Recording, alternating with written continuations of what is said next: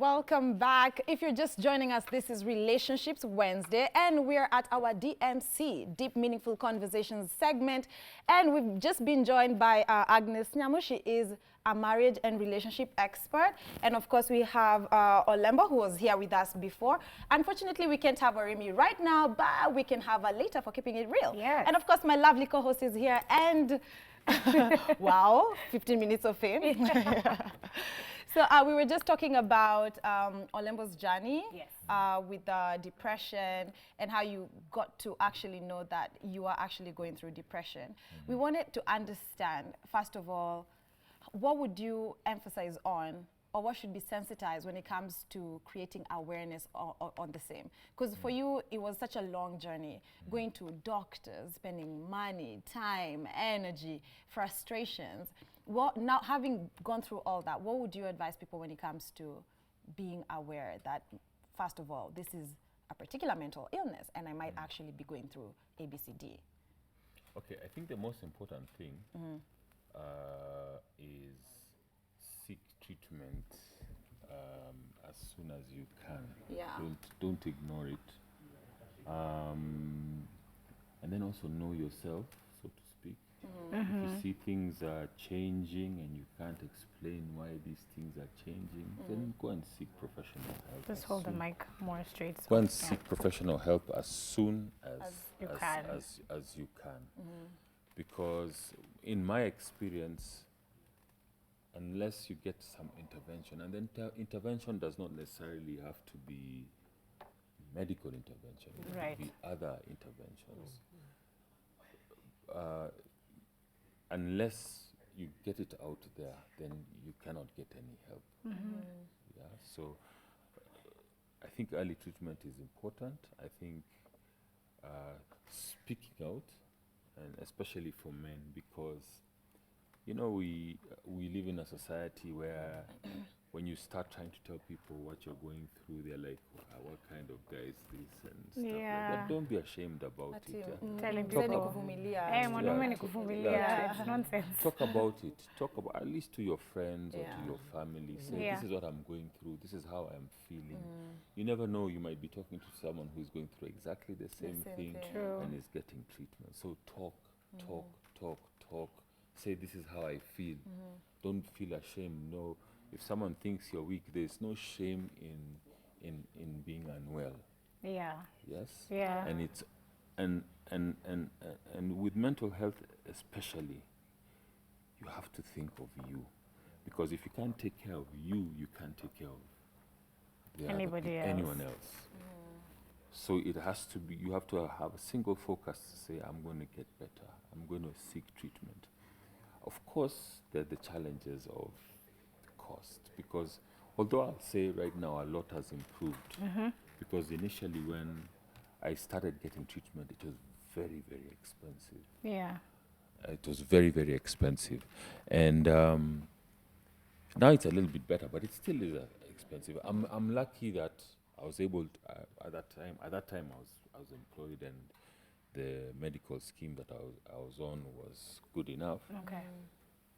But you can imagine, even at some point I left, I went to work for a multinational, and they had a very, very good medical cover. Okay. However, they explicitly Exclude. excluded mental health Right. conditions. Explicitly. Yeah. They even covered additional spouses. So if I got a second wife, they would cover her, but they would Wow. not cover me for mental Oh health. my word. Wow. Okay. So I think that was at a time when people still didn't understand what this was. Yeah. And you can imagine it's a job where, first of all, 70% of the time you're traveling. 70% of the time.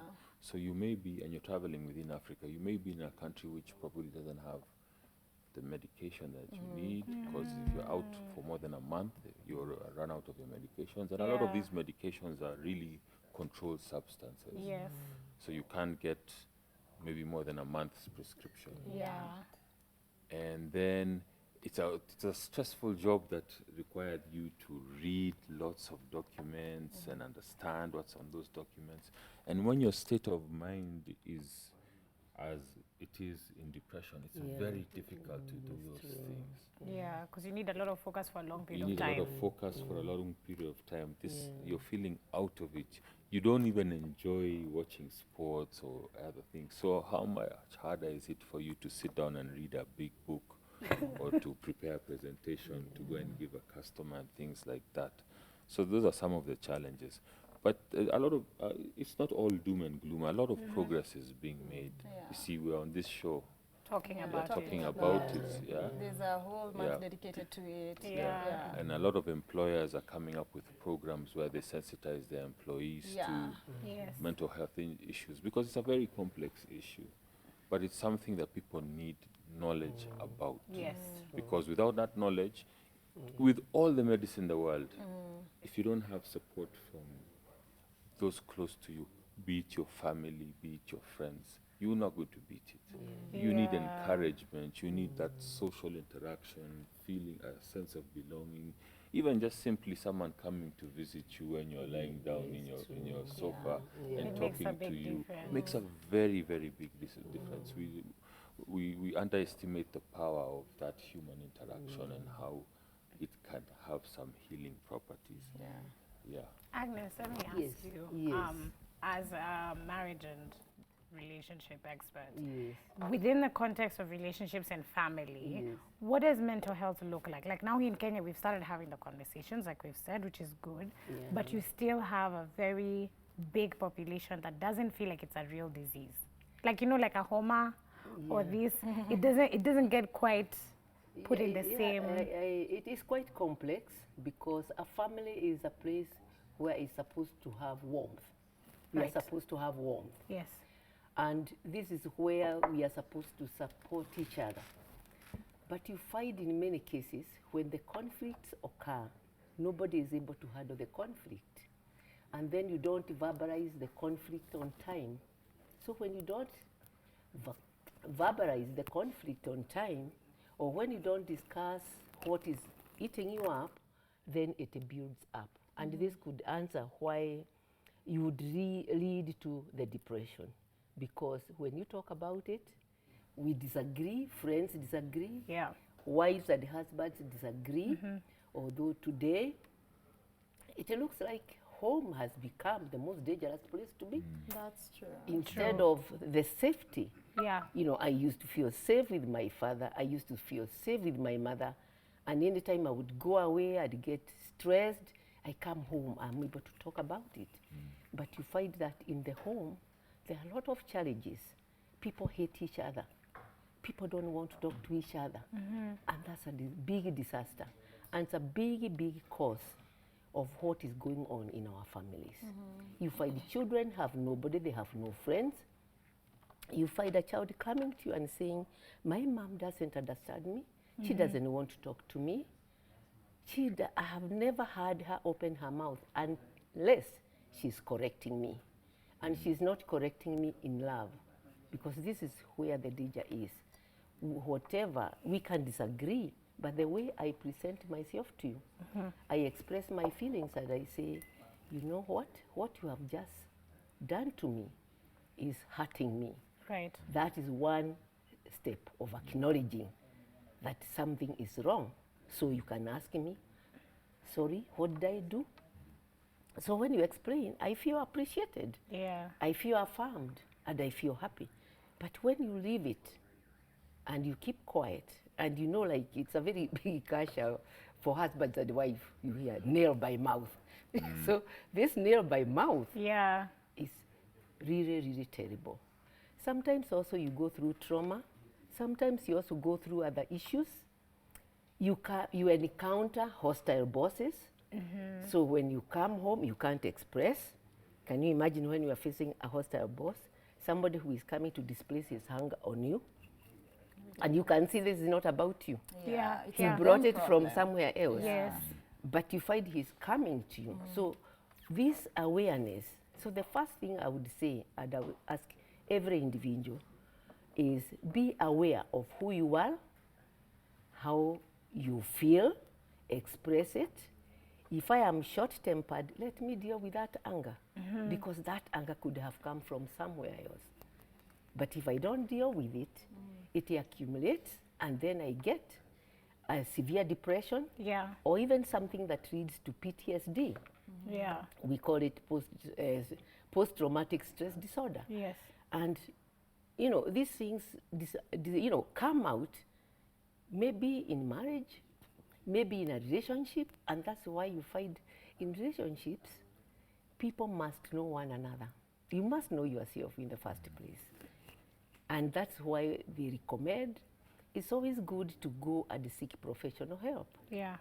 Verbalize what you are feeling. Verbalize the anger. My dad was not good, and it is coming out, so much today. Like I'm doing my master's at Tangaza College, and we do a lot of discussions in, in the class and in the forums. Yeah. And you find when you do a group therapy, even if you do a group therapy here, and I ask you, remember your most unhappy day in your life?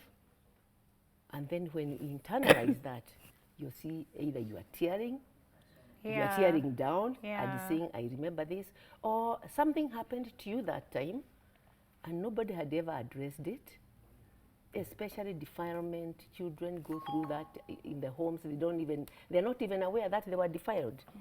But when you go to approach them, and mind you, these are the people who will come and be true. And this is where the relationship becomes a challenge. Because somebody comes with a baggage, and then when they come with a baggage, they bring your baggage together. Yeah, they bring each other's baggage. So when they come and you are there, you see each other and you get angry. And then Olembo, I wanted to understand, I mean, again, of course, what she's talking about, and just to merge it with what you were talking about, being in this situation, you have a spouse, there is family, there is friends, people are calling you lazy. How different would you wish that, because we have a big audience, and I know some of them must be going through something like depression or something like social anxiety. Actually, a lot of young people go through a lot of social anxiety nowadays. How different would you want other people who don't understand what this situation is, or you just don't understand what's wrong with my friend today, but you can tell something is wrong? How different would you have loved to be treated? How different would you have wanted people to respond to you? All right. First of all, when I started going through this journey, I'd call it, awareness was, there's not much awareness out there. So I don't blame the people. That's really nice. Because I really got it. You're lazy, you're pretending, you're using it as an excuse. You want people to feel the word was washe for you. And those kind of things. They can really destroy you. So, but the flip side is there are people who are there who care. And for me to be sitting here and talking to you was because I had people I could just call and say, I'm just in a mess, and this is what is happening. I feel I'm being abused. I feel I'm being mistreated. And they would encourage you. One coping mechanism that I was given was just write down whatever the person does. You don't even need to respond. Whenever someone, just keep a journal and write down. It's very therapeutic. So talking about it to someone close to you, and me even being just able to write it down was therapy too. So I actually believe that if we were at the stage we are at now, my symptoms would not have become as bad as they did become. I think it prolonged my recovery, and it also made the condition worse. Is that one of the reasons maybe why you progressed from, or rather you got it from the depression and then you went over to the bipolar? No, not really. It's very difficult sometimes, even for the psychiatrists or the psychologists, to differentiate between them. It takes sometimes it takes some time, because even my bipolar diagnosis is a very recent thing. It's a very recent thing. I was being treated for major depressive disorder and ADHD. But apparently, one of the types of bipolar goes with ADHD. ADHD, attention deficit hyperactivity disorder. So the thing is that now I know I have bipolar, and that knowledge is empowering because now I know how to approach it. Yeah. So when you know what you're dealing with or what you're fighting, then you're better prepared to fight it. That's true. That is. So for me, I've never held a grudge against anyone, but I think there were a number of factors that made it difficult to recover. But the most, the one with the most impact was your people. You want support. And sometimes you just verbalize it, and if someone dismisses you, they don't know how much damage they're doing to you. But if you have someone you can talk to, someone you trust, someone who will not judge you, someone who will listen to you, especially for men. I think for women, We do it anyway. We do it all the time. You're far ahead. You're able to verbalize it. But for men, it's hard because you won't go and meet your pals and start telling them about this. They'll start either ignore you or not know what to say. And that has been my experience. In fact, the people who have been my strongest supporters are actually women. Oh, beautiful. Starting with my mother, who I'm forever grateful to. But also my dad. My dad has been very supportful, and my brothers. They've always shown me that we're here for you. And we're not going to judge you. And if you need to go to hospital, just call us. We'll come to your place and we'll take you to hospital. The number of times they've just come and known this guy is in trouble, taken me to hospital, make sure I'm admitted, and visited me every day. Those are the things that have helped me the most. Those are the things that have helped me the most. That's support from your fellow human beings. But not to, especially for things like bipolar mood disorder, if your doctor tells you take your medication, make sure you take your medication. Could you explain for our viewers, maybe who don't understand, what's bipolar? Because for major depression disorder, I guess now because people are having the conversations a bit more, people kind of understand. We also use the word carelessly. Sometimes you're like, oh my God, I'm depressed, but you're not actually depressed. You're just sad about something. So could you like define the difference between major depressive disorder and bipolar disorder? Okay, now with bipolar,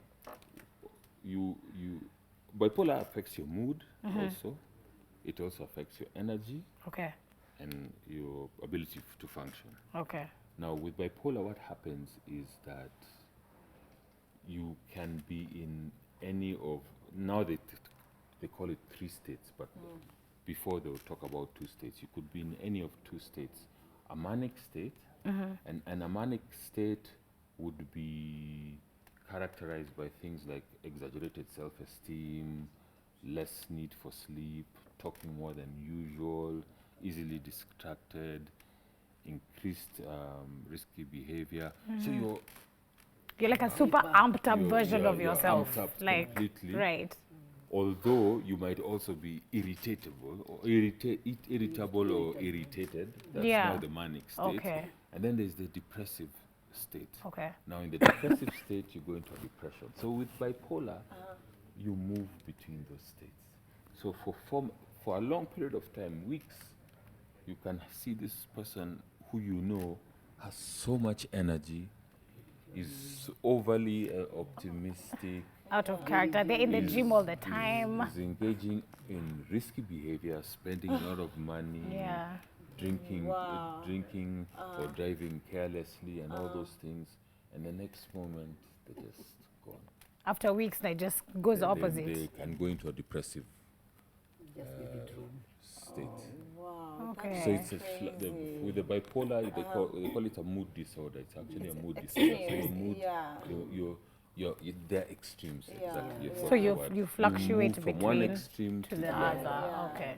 So I can say when you're in a depressive state, it's similar to depression. But the difference is that with depression, you're depressed. It's just constant. You hardly ever have those You're just there to manic, be seen and not to be excited, heard. and Yeah. whatever kind of Yeah. And then I wanted to know, Yeah.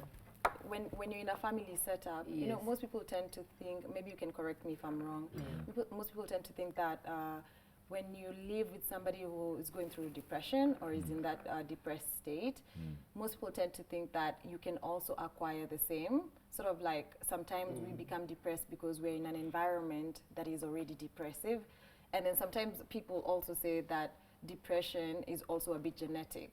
That's all the word on the ground. Yeah. I don't know if that's true. So Depression is genetic. In Oh, fact, it is, yeah? In fact, some studies have shown that if you have identical twins, and one has depression or a mental health condition, Yeah.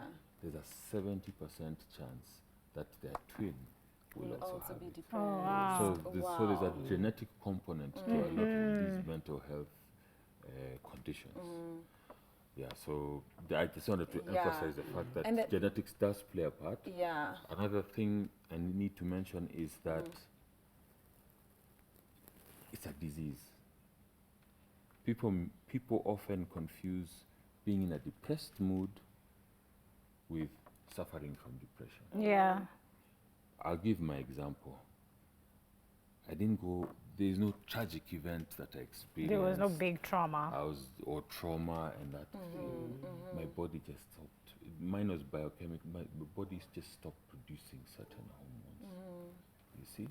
So I was incapable, physiologically, both mentally and physiologically, incapable of having these feelings of satisfaction, these feelings of happiness, these feelings of, I was incapable because my body was not producing those chemicals. Yeah. And even to date, the medication that I take is to help my brain produce those chemicals. Right.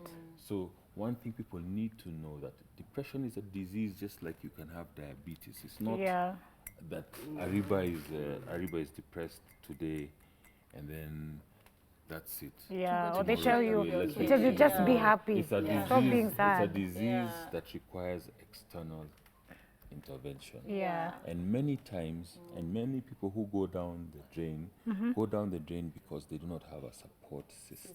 That's Yeah. true. Yeah, be it the doctors, be it the family, be it the society within which they live in. Yeah. You If you need don't that. have those support structures, it's You won't very be able difficult to. overcome. Yeah, because it's a debilitating disease. Yeah.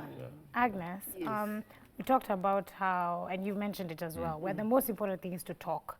We need to start having these conversations so people can stop thinking it's not a real thing or it's out of this world. Yeah?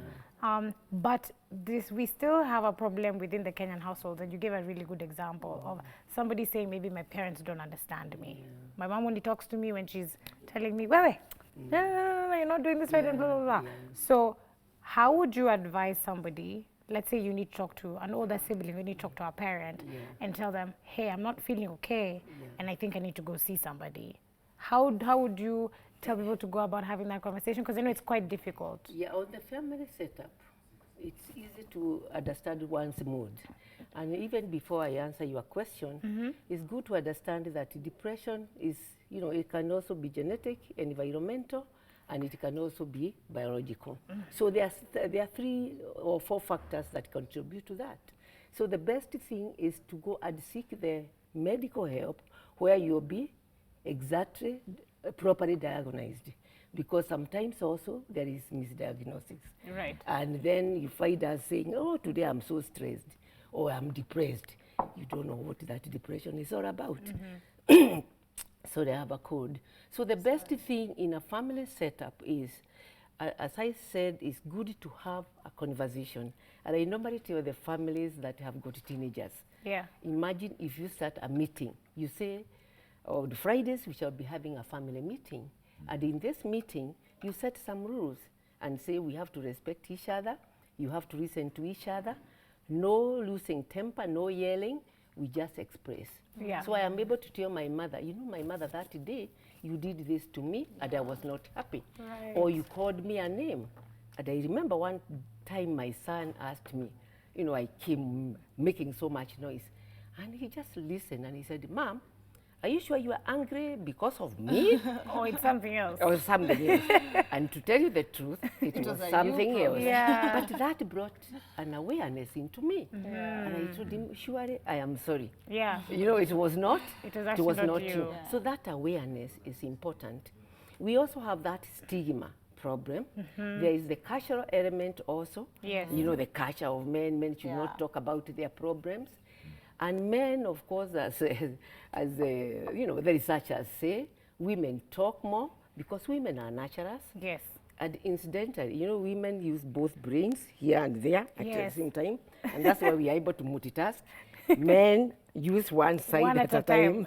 So they give direction. So what is important is to be aware as partners. Yeah. I look at you and I say, what's happening to you? And then you just say, imagine I had a very bad day.